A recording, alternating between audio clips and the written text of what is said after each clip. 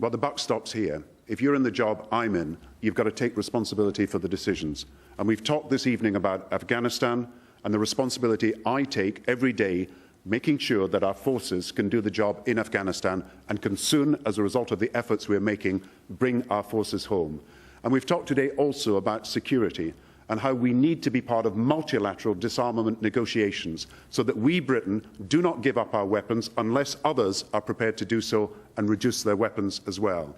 And we've talked also about the economy this evening, and I've heard a number of people ask questions about the deficit, ask questions about how the economy is going to fare as businesses in the future, whether in or out of Europe. And the issue for me is, don't do anything that puts this economic recovery at risk. We have fought so hard for so long over these last 2 years to make sure we get through what has been the worst global financial recession since the 1930s. And we've had to take ownership of our banks. We've had to call the world together in London to have a big summit so that we can make decisions that everybody will work together. And we all decided we'd put resources into the economy. Unfortunately, the Conservatives want to take these resources out far too early, and they put thousands of jobs at risk.